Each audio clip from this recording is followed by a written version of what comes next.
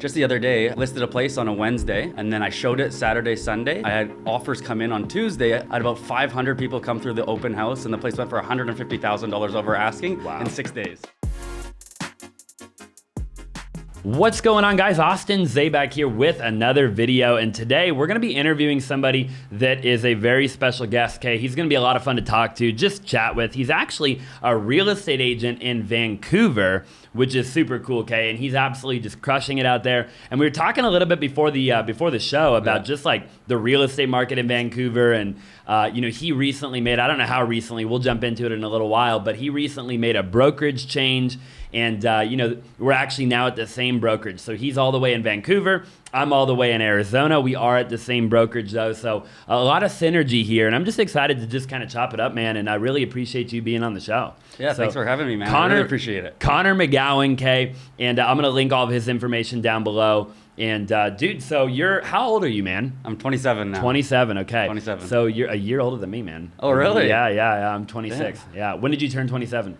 My birthday's in October 30th, so I'm 28 next month. I love it, dude. I love your accent, by the way. I feel like you don't have an accent. You don't have much of an accent, but you have just like a little bit of an accent. I feel like, yeah. And like the little things. You're like, before he's like, I'm gonna go to the washroom, and I like that's so dope. I feel like girls like in America like.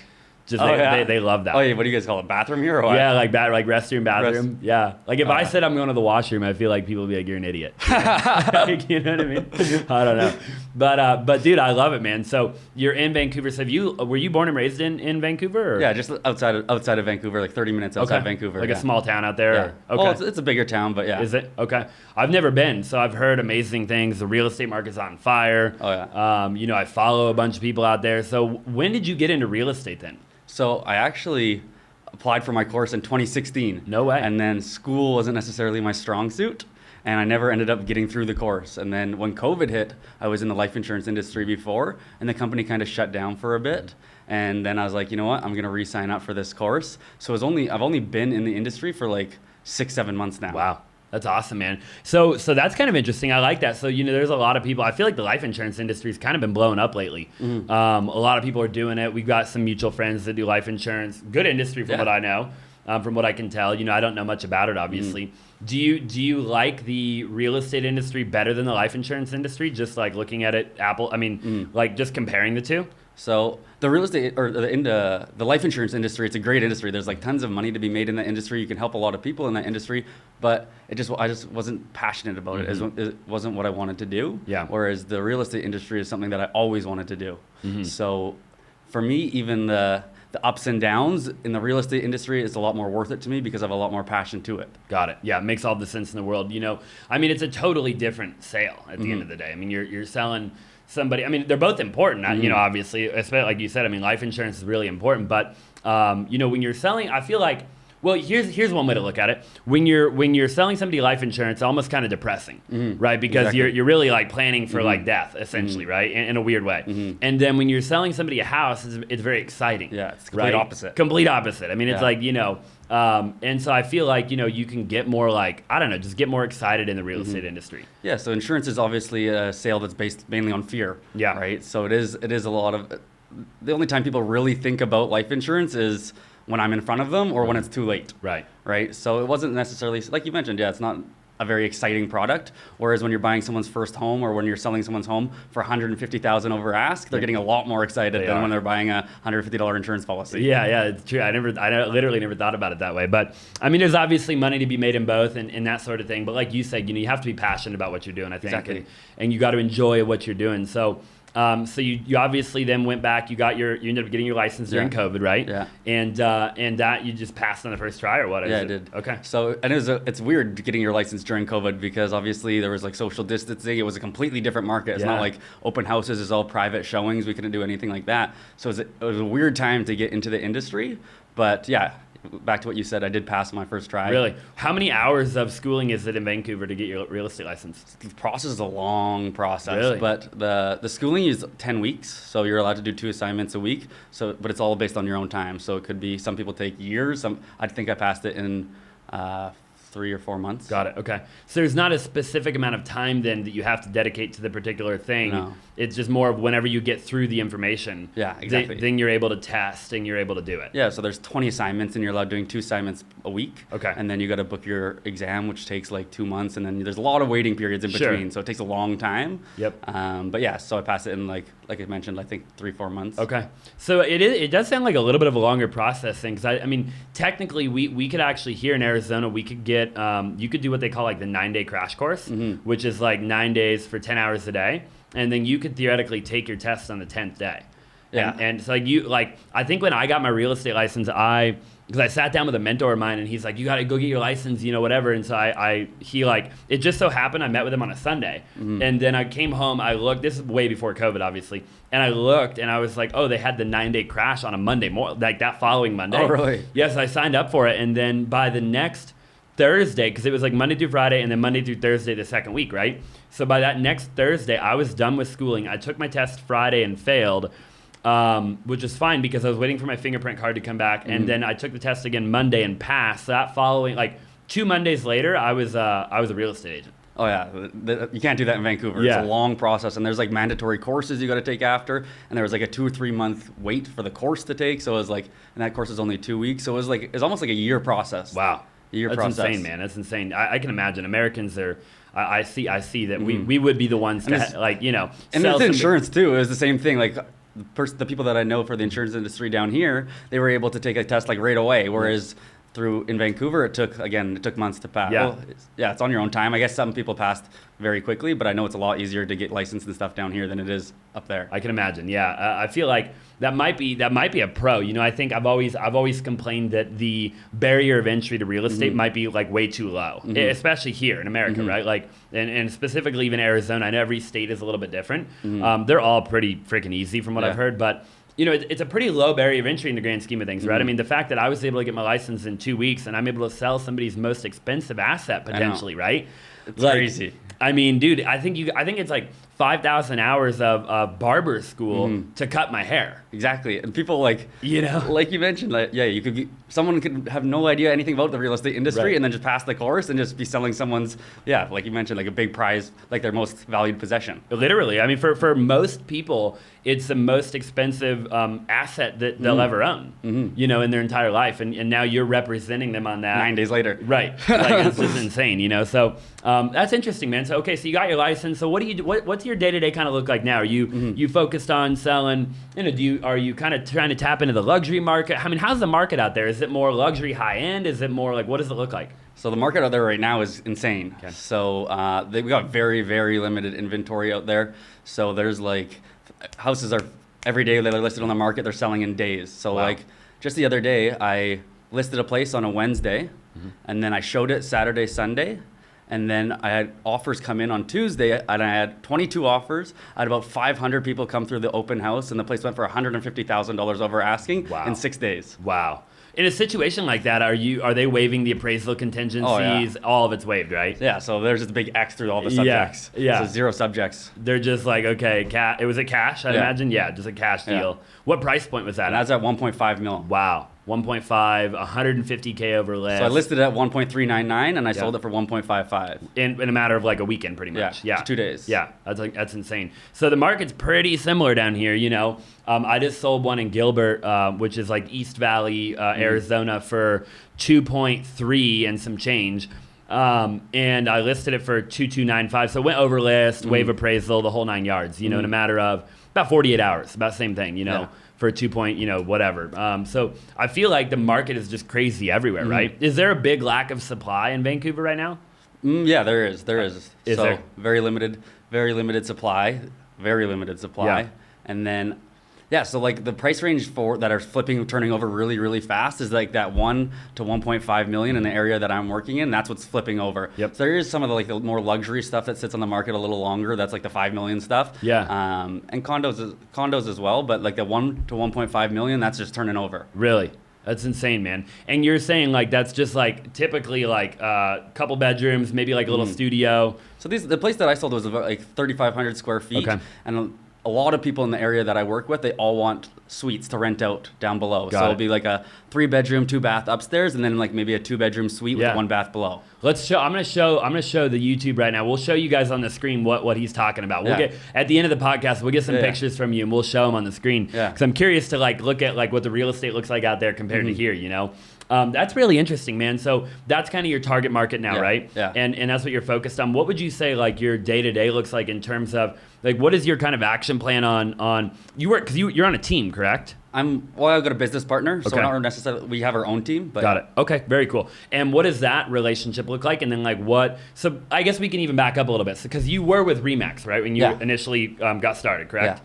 And then you were with ReMax, and we were talking a little bit before the show, and nothing against ReMax, obviously, you know, or any of the brokerages out there. There's a lot of incredible brokerages out there. But, you know, you and me, obviously, were both with different brokerages, and we both came to the same brokerage, right? For probably similar and different reasons. You know, you were saying that it costed you a lot of money at ReMax, and there just wasn't a lot of like support. There wasn't a lot of okay. Yeah, so I was with ReMax for a very short period of time. I actually did join one of the top teams in my area, and that's why I got into ReMax in the first place. But I knew I kind of wanted to be with EXP just because it was the future. At least that's what I thought. So it's more like the Blockbuster to Netflix. That's what I see EXP as being. And I was with, because when people are buying houses these days, they're not necessarily they're not going into a ReMax anymore. It's all online. So they're not really looking at the brokerage as much anymore. So I knew they're more focused on you and the person and who you are. I agree. So I was with ReMax, I was paying these crazy fees, whether you sold the house or not, you're paying these high fees. And there was no office space for me. There was nothing like that. So I was just paying. I was like, what am I paying for necessarily? Yeah. And then I joined EXP. And they gave me all the CRMs, they gave me all the tools, they gave me like lead generation. So just the fact that the simple switch over, my business grew immediately. That's insane. And what about the camaraderie with EXP? What have you noticed a big difference in like camaraderie and community and collaboration? So yeah, I do have a business partner, and obviously with EXP you have uplines and stuff like that, and it's just crazy how willing people are to help out. Like you can reach out to people on my upline who are making over like $1 million a month. In residual income, and you can give them a call and they're willing to sit on the phone for an hour with you and just talk to you. It's insane, bro. I've experienced the same thing. I still can't figure it out. I'm like, how do you have this much time in the day? Because I'll like text these dudes that are in our organization as well, and I'm like, bro, I got a question, or I need this, or I need that, or somebody on my team needs this or needs that. It could be anything, dude. Like at any time of the day, and they're just on it immediately. They're like, dude, I'm so happy to help. Like blah blah blah. It's like it really is like collaboration over competition. And you know, I feel like, and again, nothing against like other brokerages, but like from what I've seen out there, like a lot of the old like brick and mortar brokerages are all it's so competitive. Like nobody wants to help you, you know, because if they help you, like you're gonna go take their business. Exactly. And the thing is, even with EXP, like even if if you're not in my upline, like me and you here, like I could reach out to other people, other teams, and everyone's still willing to help. Yeah.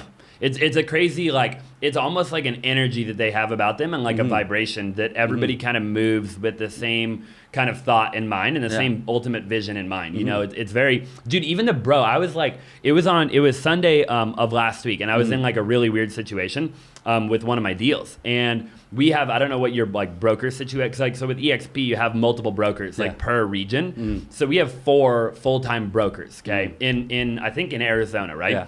And so it was literally a Sunday afternoon, and like they give you like their cell phone numbers, like the designated brokers. So like I literally just went and I just texted like like 2 of the brokers, 2 of the 4, because I was like, I'll just text 2 of them, whoever like gets back to me. Both of them got back to me in like 5 minutes. Dude, same here. I think I got 4. There's 2 that I work with like very closely, and I'll call them and I'll get immediate responses. Immediate, bro. Like even late at night. Like I was the other day, I was in a sticky situation. It was like 9 p.m. And I called her and she like right on it. It's insane, bro. I don't even know how they do it. Yeah. I'm like, dude, like right on it. I was like, hey, and she calls me and she's like with her kids. She's like, hey, my kids just ran into the store or whatever. She's like, I'm good to talk for a minute, you know? Yeah. And I'm like, man, it's just incredible. And she sits on like the board of I don't know, one of the boards that they have or whatever as it pertains to the problem that I was having. Yeah. And so she's very able to like accurately give me advice and coach me through that. Yeah, it's amazing having that just right there at all times. It really is, man. I didn't think like, you know, because EXP was a company that I looked at for like a couple years actually. So like I started looking at the company in 2019 and I kept saying no. I was like, nah, I'm not interested, right? Like, and what's interesting is I come from a network marketing background pre like real estate as a whole, right? And so I don't really know why, like in retrospect, I kept saying no, but I did, you know. And then, you know, once I finally like looked at it, man, like I feel like I feel like for me, I was looking at it without looking at it. You know, so I kept like telling myself, oh yeah, I'm looking at the opportunity, but I never really looked at the opportunity. And the moment I really looked at the opportunity and I looked a little bit closer and I looked at the people that were moving and the organization I was going to be able to be a part of, I was like, man, it's a no-brainer. Yeah, you know. I think that's happens to a lot of people. There's a stigma with EXP. I feel like so people are like they don't even want to look at it. They're just like, oh, it's not for me, without even looking at it. Right. So like I've honestly done some recruiting as well and started to build up a little bit. I just started doing that, and I'm not even necessarily saying, hey, come join EXP. I'm just saying, hey, come check out our business model. Give me your feedback. Let me know what you think. For sure. So it's a game changer. And then I'm like, if you could show me a better model, I'll switch. Yeah, 100%. And like anybody with an open mind is gonna say. And same here, bro. Like honestly, like for me, I've done recruiting too, and I don't even look at it as recruiting because I haven't even tried, dude. I've tried talking people out of it because I'll just be out there selling real estate and stuff, and then people will be like, I'm just doing my business, you know, and I'm just like growing my business and doing my thing and interacting with my team, and then people are like, bro, and they'll start talking to me about it, right?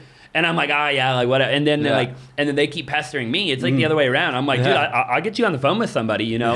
And then they want to switch. Like they look at it, and I'm like, dude, like it really is like an attraction game. Yeah. You know, like if you just be genuine, authentic, and whatever, and just show them like, hey, if you have an open mind, like you said, this is a model that could really make a lot of sense. Exactly. And the thing is, I was with some recruiting stuff before, and it wasn't necessarily like something that I believed in, let's say, but with EXP, I just know, like for me, I was with ReMax before, and I joined EXP, and it helped escalate my business so much. So I'm like, hey, like I don't need to push this against you. I'll show it to you. It's amazing. It worked for me. Do what you want. Exactly, bro. It's just brilliant. You know, when you do it like that, I think for maybe a few years there were people out there that were just doing it the wrong way. They weren't doing it like you and me are doing it. You know, they were pushing it on people maybe the wrong way, and I think that's why you have some agents out there that kind of got rubbed the wrong way at one point.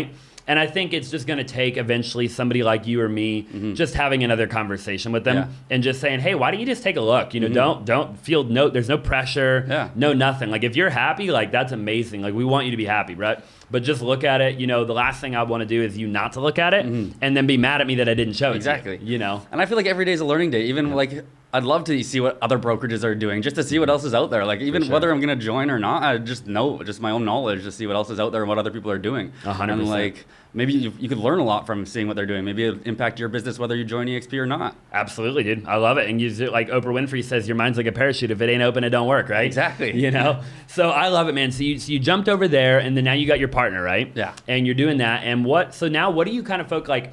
You know, so like for us, for example, we do a lot of open houses. We do, we do a bunch of like lead generation. We do, you know, obviously networking, social media, stuff like that. Out in Vancouver, what are you seeing that's like a good strategy to get buyers and sellers and stuff like that? So like I mentioned, the market's so hot. There's very limited inventory right now. So having a conversation with somebody, knowing that you could potentially sell their house for over ask in a couple of days is huge. So honestly, my last listing, I got it from door knocking my first week in the business. So my first week and it's a funny story because when I'm door knocking, when people are in their driveway, I hate talking to them. Like I like knocking the door, they answer, and she was pulling into her driveway. She had her grocery bags in her hand. I was like, I'm going to skip this door.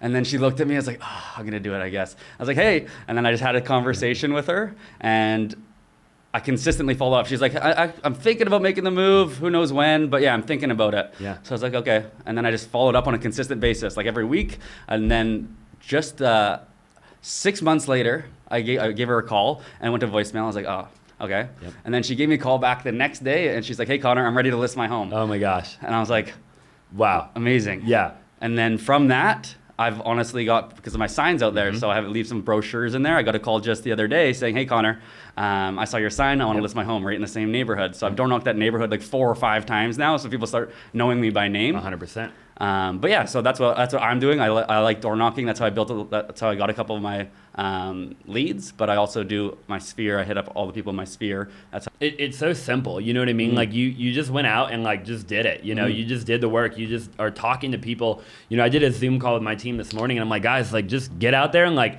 build relationships with people. Like just solve problems. Like serve other people. Like you know, and then just like follow up, and it'll happen, right? And when I was door knocking, it wasn't like, hey, let's sell your house today. It was was like, hey, I'd love the opportunity to work together in the future, be it 5-10 years down the line. Would it be okay if I just stayed in touch? Yeah. And then I just asked for their email address. I'm not saying, hey, let's sell your house right now. Right. So it's a very like offset. It's not like a very forceful, pushful way of doing it. I'm just asking for their email, and I just send them valuable information, what's happening in their neighborhood once a week. And then once the time comes, they just see my face or in my name in their email. And then eventually I'm just the person that they think of. It's so freaking simple, man. Like, it's literally a golden nugget. Like, that's huge. You know, like, I feel like a lot of people can get a lot of value from that. And then now, like you said, you know, once you get one deal, so many deals come from that, right? Like, I've done deals before where it's like, it started with one, like, it was a grind, and then you get a deal, right? And then you're like, okay, and then you got to milk it, right? You're like, I'm gonna hold a bunch of open houses here. Like you said, I'm gonna give brochures to everybody. I'm gonna go tell everybody about my deal. And then now you get another deal. And you're like, all right, I got to do everything with, you know, and then eventually it builds and builds. Exactly. Right? If I get this deal, like in the same neighborhood, I knocked all the people and I invited them to a VIP open house to bring all the neighbors to come through, just because there's a lot of looky-loos in the neighborhood. So I like bringing them in an hour early. So now if I get this listing, I'm going to go around the same neighborhood again with a different house, and they're going to see me again. And then it's just going to build and build and build, and eventually they're like, okay, well, Connor's this is his neighborhood. Like he's selling places for 150K over asking in 6 days. Like. Yep, perception's reality, right? They're gonna drive down the road, they're gonna see your sign. It's literally psychologically, like, you're every single time they see your face, they see your sign, you're programming them to believe that you're the guy for the job, right? And again, it starts with one little bitty simple conversation in the driveway. She was carrying your groceries. You almost didn't knock the door, right? And boom, you know, you could eventually sell, you know, tens of millions of dollars worth of real estate from that one conversation, right? Imagine having that one conversation, you know, multiple times a day. Yeah, exactly. And maybe even multiple different neighborhoods, like divert, you know. Yeah, exactly. You can eventually, like, that's what I do. I like to select different neighborhoods, and personally I like to go after like nice neighborhoods, just because I feel like going after a nice neighborhood or a lower income neighborhood, it's the same amount of work, but you're just going to get paid a lot more in a more luxury market or a more expensive market. For sure. I love that, man. What has been like your biggest challenge in real estate so far, would you say? Like, you know, there's obviously, we have challenges all day long, right? I mean, a lot of my challenges are, you know, building teams and organizations and getting people to be excited and just have like good energy about them. And there's so many challenges we face every day, right? Especially as, you know, any entrepreneur out there, anybody listening, you know, but with you, what would you say, like, if you could narrow it down to just like maybe a challenge you've kind of been seeing lately, maybe it's the market. I mean, so honestly, one of my biggest challenges is, as a new realtor, there's so many different ways to generate leads. So like, you get into this market and you're like, should I do this, and you're doing a little bit of everything. And there's a saying that if you chase 2 rabbits, you're gonna catch neither. So that's what I started doing. I was like, I'm gonna start doing podcasts, or I'm gonna start doing Facebook, I'm gonna start doing for sale by owners, expires, I'm gonna start doing everything a little bit. And then just, it's hard to stay consistent with doing everything. So like, the biggest challenge is just staying consistent with like maybe 1, 2, 3 things, and just be consistent with doing that. So that's one of my biggest challenges, is just kind of narrowing it down to exactly the things that I'm gonna do, and just being consistent every day with doing those, rather than trying to do everything. That's amazing, bro. I literally you hit the nail like right on the head with that. I feel like so many new real estate agents and just like, you know, professionals in general that are new to a different industry or different craft, you know, including myself, right? Like, we all struggle with that, man. And we all think that we can do it all, right? And we bite off way more than we can chew, and then we're less productive, and we don't make as much money, and we're not giving anything 100%, right? So I think it's extremely, extremely valuable what you're saying, man. And then what would you say, like, the number one thing is right now that is, and it might be exactly what we talked about a minute ago, that you, or maybe even like in the next, you know, couple months, that is going to propel you to that next thing? I mean, is it, what are you going to do more of? What do you want to double down on? What do you see kind of being that thing where you're like, man, like, there's an opportunity right here. You know what I mean? And it could be door knocking, man. It could be, you know. That's a good question. And honestly, again, it goes back to the consistency, because like, I was doing a lot of things a little bit, and I think it's just going to come down to being a lot more consistent and dialed in on my routine, and doing the things that I have to do every day, no matter what, and not avoiding them. So like, if I'm going to set realistic goals for myself. So sometimes I'll be like, hey, I'm going to knock 150 doors today. I'll knock like 50 doors the next day or something like that. But it's just kind of like break it down, work backwards, set my goals, and work backwards and break it down to a realistic goal. So I'm going to do 50 doors 5 days a week, or 50 doors 3 days a week, and just be consistent with that. Just be truthful to myself. I'm going to post on Instagram 3 times a week, because I'll be like, I'll post on Instagram 7 times a week, and then I won't post it at all the next week. Yep, for So sure. it's like just be consistent and stick to my schedule. Yeah, I love that, man. I think it's, again, another massive golden nugget. So 27 years old, doing everything you're doing, you have a really positive mindset, you know, and a lot of people, you know, that are new to anything or doing anything in general, they just, and you're not new, I don't mean that, but I mean, like, you know, people that are kind of like building the foundation, right? They struggle with the mindset. And it seems to me like you have a really positive mindset. Like what are you doing every day to maintain that? Are you reading a bunch of books? Are you listen to podcasts? Like, what's kind of your little secret formula there? So, to be honest, my mindset it's like deep rooted from my like what I've been through and stuff in life. I've gone through some trials and tribulations in my life, and I think overcoming that is what kind of helped build my mindset to where it is today. But if we want to just be more surface level, what I like to do is I wake up consistently at the same time every single day. I'll do my workout every single day in the mornings. I'll read, and I'll also do some meditation as well. And my morning routine is what helped me keep my mindset strong. And sometimes I'm going to be honest, I'm not always on top of it, and I'll fall off a little bit, and it's not super consistent sometimes, but I know that when I kind of start falling off of it, I know exactly what I need to do every morning to get back into this positive mindset no matter what. That's amazing. So it's just, my morning routine is what really makes a difference on my mental health. Yeah, that's awesome. And we definitely don't have to get into it, but you know, those trials and tribulations, I've been through them too. We've all been through them. Everyone has their own story. They do. And you know, and I've definitely come to, you know, realize that more and more as I've gotten older, right? Is that, you know, some people play the victim mentality though, and they never really get over it. And other people let it fuel them to become successful in life, right? Because everybody, you know, had something when they were growing up, and it could be anything. I mean, you could have lived in a perfect household, your parents could have been married, things could have been great, but there's still something, I guarantee, that everybody could look back at and say, man, that was a tough time in my life. And those things, they really shape us, and they make us, you know, they say that diamonds, you know, get created by pressure, right? And by, you know, or water or whatever the case, you know, thousands of years potentially or whatever. And that's the truth with human beings too. Yeah, so the trials and tribulations, for sure, like you mentioned, it doesn't matter how big or how small it may seem to them, but everyone has their own perspective. Like I always say this, is like someone could stub their toe and they could be equally as depressed or in a bad mental health state as someone who like lost their father, for instance. It doesn't matter how big or how small the thing is, it just matters how they perceive it. And like I mentioned, if someone could go through something so small but could impact them so big. So I personally don't think, I don't judge based on like how big or how bad it may seem. It just it all comes down to like their way of taking it, their perception. I've really never heard it that way, and I really like the way you described that. Yeah, you know, you always I feel like people do tend to look at things as, oh, you know, what are you complaining about, or what this or that, and you can't do that because to them that might be a really big deal. Exactly, like someone could lose their father. Like for instance, I lost my father, and yeah, it obviously affected me, but if someone went through something like it might seem bigger, like losing your father might seem bigger on like more on paper or whatever. Paper, exactly. But like I mentioned, someone could go through something, even just like marriages, breakups and stuff like that. It's super hard on them. I don't know what that, like, I do know what that's like, but like that could impact them way more than.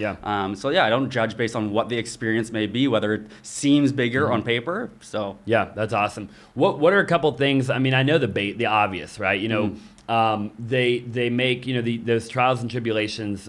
They make you stronger. They make you more courageous, or whatever the case is. What are a few things that you could point back and attribute, like maybe a few qualities that you have? Maybe it's your consistency, maybe it's your integrity, maybe it's whatever it is that you are like, man, like those qualities that I have now are as a direct result of me going through these tough times in my life. Like, do you have any of those? Yes, of course. So one of the biggest things for me is like my whole family was like addicted to drugs. My close family was all addicted to drugs. So when I see these people who are going through these hard times, I don't judge based on it, because I know that there's a light at the end of the tunnel. I know that these people are just struggling right now, and I don't judge based on that because I know they can get better. Whereas I think some people, they kind of don't treat them as equals, right? They kind of look down on them and stuff like that. Whereas I'd love to help out these people. I know they have a lot of potential. They're struggling right now. You have a lot of empathy. So a lot of that created, from what I'm hearing, it created a lot of empathy where you're able to look at somebody else and really see the exactly like you said, see their struggle, and you believe in them. You know that there's light at the end of the tunnel, and you feel what they're feeling to a certain degree, right? Exactly. That's really cool. I like that a lot, and I think that's very, very, very powerful, right? And so you seeing that potentially growing up firsthand, it probably hurt a lot. There at one point, I can imagine there's probably a lot of pain associated with that, right? But then eventually that pain and the hurt turned into empathy. Exactly. Turned into this kind of beautiful thing. Exactly. There's a cliche saying, I'm sure everyone's heard of it. It's what does not kill you will make you stronger.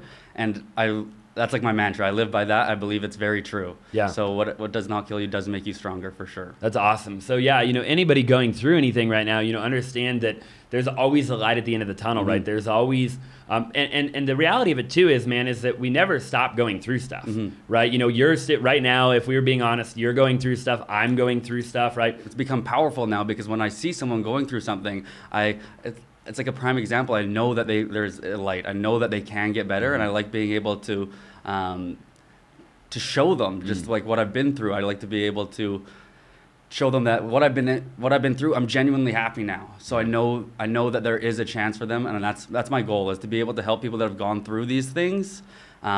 Teach them that there is, like I mentioned a couple times now, there is a light at the end of the tunnel, and things will get better over time as long as you understand that and you don't snowball it to make it worse and get the victim mindset, like you said. I love that, man. That's awesome, dude. I think it's extremely, extremely important, and more people need to recognize that and realize that, I think. And really, another thing too is I believe that we're all here, in my humble opinion, to serve, to give, to love on other people, right? And every human is here for a similar purpose, and I think that it isn't about us individually. It's about the collective, and it's about me serving you and you and it's about all of us giving, right? And really, the best way that you're going to be able to ever give to somebody is by being able to feel what they feel. So that's why you see, for example, you go to like an AA meeting, and the people that are going to be able to help the person the most going through it is somebody who made it through it. Exactly. You know what I mean? Exactly. It isn't somebody that hasn't ever been there, right? There's no relatability there. Exactly. And so I think it's really powerful because, again, in the moment, we're so devastated, which is okay, and it makes sense, right? But over time, we have to start to look at it as, well, how can I use this to serve other people, and to help other people? Exactly. Right? And that's kind of my biggest vision in this career is to. I've seen it firsthand. Like I mentioned, a lot of people in my family, everyone that was addicted to drugs at some point in their lives. So I never judged based on that. I know they were struggling, like I mentioned, and my goal or my vision is to be able to create a place, a rehab even. That's the goal, is to create a rehab that's going to be able, that understands this, that sees this, is going to be able to work with them and get them back into society with goals in mind. And then my personal vision is to create my own rehab, and then the goal of it is to help people get back into society with to use real estate and real estate investing to help them reach whatever their meaning of success is. Because a lot of rehab systems these days, their goal is to kind of keep them in, because that's how rehabs make money. And then they go back into society, and then they'll relapse and they'll come back, and that's how the rehab system makes money. So I want to be able to create a place that teaches them and that provides them and trains them to get back into society with goals in mind and help them reach their goals. That's my vision. That's really cool. Yeah, that's awesome. And how do you envision being able to incorporate the real estate part of that? Like, maybe you can figure out a way to own the real estate, or bring in like investors that maybe share that common vision with you. See, real estate doesn't judge. So if anyone could be a real estate investor, sure, it doesn't judge it. Like if there's someone that went through even crime, like there's a lot of jobs that they're not going to be able to get legally. But with investing and stuff like this, you're going to be able to invest in property. So being able to train them and coach them, and like there's so many job opportunities that are available in the real estate industry. Even when it comes down to, let's say, home cleaning, window cleaning, there's so many different different opportunities in the real estate industry. So to be able to create a place that gives, maybe some people like doing trades, so getting them into construction, getting them to the flipping part of the side of things. Maybe some people want to paint, maybe some people want to do this, maybe some people want to invest. Like just being able to supply them with these opportunities so that when they get out of the rehab system, they have something, they have goals in mind. They have, and that's my vision. Yeah, it's amazing. I love it, and I think you can absolutely pull it off. You know, I think that definitely keep me posted on that. I'd love to hear in a couple of years how you're doing with that, because I think that's really, really cool, and I like seeing people that are striving for success with kind of a bigger vision in mind. You know, money is a byproduct, right? And I always tell people, like, hey, you know, if you do enough for people and you provide enough value to the marketplace and you serve people, you know, you'll never have to worry about money. Money will show up in your life, right? If you're focused on money, money will typically actually run away from you, because remember, it's an attraction thing. You know, what you want in life typically wants you, right? But you have to figure out a way to attract it, not push it away. And so I think it's really important. I think what you're doing is incredible. When you have those types of visions and goals, everything you kind of need, all the resources you need, will just show up in your life. Exactly, I fully agree. Yeah, I fully agree. That's awesome. And then there's another thing. Just this is kind of off topic now, but one of the biggest reasons why I wanted to get into the industry, the real estate industry, is because growing up, no one in my family had ever owned real estate, right? So it always seemed way too far out of reach for us. So I wanted to get into the real estate industry to be able to help people who have the similar mindset, be able to help them get into the market, help build the plan with them. Like I mentioned, doesn't necessarily have to buy a house off me today. 5 years, 10 years. I just want to work together and help them build a plan. So when they are ready, then we have a plan set in place to help them get into the real estate market. So it was too out of reach for me when I was growing up. So now I want to be able to help and provide and give back to them. Yeah. That's so cool, dude. It's always a bigger picture with you. I love that, man. You don't meet enough people in today's world that like just serve, man, and just give and love and help, right? And that's what we do all day, every day. And I love sitting down with people. I knew we were going to hit it off. That's why I was like, I think we scheduled this like a month ago. Yeah. I was like, dude, when you're down here, we got to do it, you know? And I'm excited, man. Well, I'm gonna ask you one more question. Yeah. And then I know in the beginning you said you might have a question or two for me, so I'll give you that opportunity if you want, or we can do it off camera too. So my final question is, and I really appreciate you being here and taking the time. By the way, guys, if you haven't already, smash the like button for the YouTube algorithm. Drop a comment down below if you have any questions for Connor, and we'll definitely get those answered. But you know, this is kind of an interesting question. I've actually heard dudes like Lewis Howes and stuff ask these questions quite often. And I get you're only 27, I'm only 26. But if you were lying on your deathbed right now, writing, you could only leave, one piece. Like you could basically take like a sticky note or maybe a piece of paper, and you could leave kind of just one golden nugget, one kind of thing to live by, one kind of piece of advice. It was all you could leave behind. I mean, everything else went along with you, right? To the world and to maybe your family, whoever. What would that one kind of piece of advice or thing be that you would tell everybody? Well, Simon Sinek had a really good quote that means a lot to me, and it's, people don't buy what you do, they buy why you do it. So that's one of the, if I had a one-line thing, that's one of the biggest golden nuggets I can provide to anybody is people don't buy what you do, they buy why you do it. I love that. That's amazing. And I think you'll go really far in life with that. It's the dang truth. I mean, so many people are focused on their product and perfecting, all of this stuff. It doesn't really matter at the end of the day. No. It's like people want to work with somebody they like, they trust, and they respect. Exactly. Period. Exactly. And you could change the world like that. Yeah. Like, it's really powerful. So many people get caught up in all the nitty gritty of what you do. They're like, and then they don't take any action. They just get caught up in all these small little things that really doesn't make a huge difference. Right. And then, but you just got to be genuine. You just got to be yourself. And yes, like I mentioned, they buy why you're doing it. I agree 1,000%. I feel like we could talk all freaking day, man. I really appreciate you being on the show. I appreciate you taking the time. I know we could go forever and ever and ever. By the way, guys, I will link all of Connor's information either on the screen or down below. Do you have any questions for me before we hop off? Or is there anything you're curious about that I can answer for you? Yeah, so I do actually have some questions, but it's all about like the real estate investing side of things. So what are your goals with the real estate investing? What is your vision? So I have a really big vision too, obviously. My goal is to, so from a philanthropy standpoint, I have a ton of philanthropy goals. So charities, all kinds of stuff like that, right? But in order to do all that, you got to make a lot of money. That's the thing. You do. So on the money side of it, man, we do a lot of wholesaling right now. Okay, wholesaling is, in my opinion, a cash cow. The way I look at wholesaling is it is a really good way in America. I don't think it's as easy in Canada. It's a really good way to create income, right? So it's essentially just a high-paying job. Okay. Now we can take that income though, and we can start buying property, right? Buy and hold, so the idea is to just, slow and steady wins the race, right? Yeah. We will consistently buy and hold property over the course of time. And as time goes along, we will start to develop different departments, so eventually, we'll have our own property management company, our own, portfolio of real estate that we own that will consist of single family, multifamily.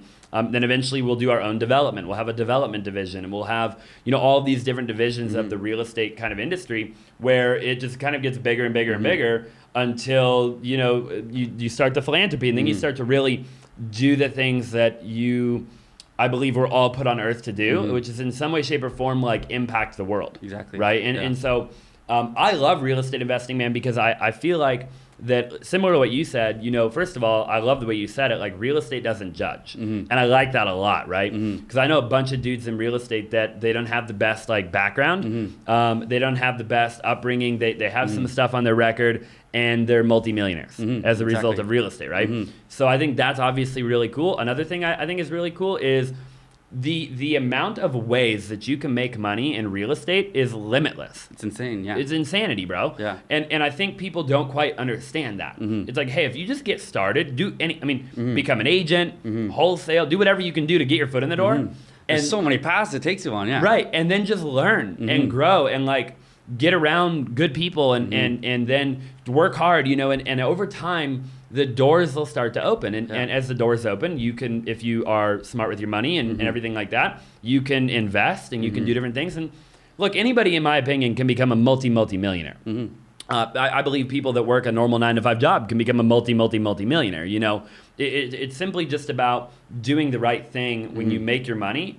And eventually, owning assets, right? Owning real estate, So that's kind of in a nutshell, some of my real estate goals. And it's amazing because look, you're already making a big impact. You got 10 people out here working for you. You're helping them. You're making impact on their lives as well. So it's amazing to see what you're doing. I appreciate that, man. Yeah, it means the world to me, dude. We're scaling for sure, and we've been at it for a long time now, it feels like. I got into real estate when I was 18 years old. Oh, yeah. So, I'm crushing it. We're getting there, man, one day at a time. I like to stay. I always tell myself, my mentor told me a long time ago, he said, Austin, in life, you can either be humble or you can get humbled. And I've been humbled a couple times in my life, okay?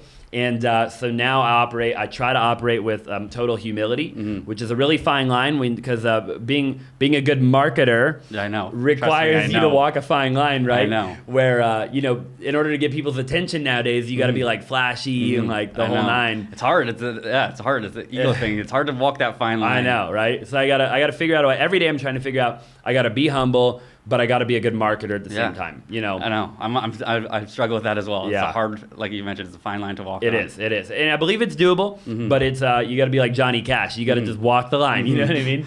But I love it, man. Well, yeah, so we'll definitely have to do this again. Yes. Next time you're here, next time I'm there, I got to eventually come visit you. You do. It's amazing out there. So I can just go there. I just need my regular passport. Yeah, I'm good to go. Good. Okay. You're good. Interesting. I'll definitely have to come visit you, look at the real estate. Guys, if you have any questions at all, drop it down below. Also, shoot Connor an IG message. Is that the best way? IG, at Shooter McGowan is the best way to reach me. Perfect. And we'll put it on the screen. We'll put it all down below. Man, I just appreciate you being on, brother. I appreciate you having me. I really do. It means a lot. Okay, we'll see you guys in the next video.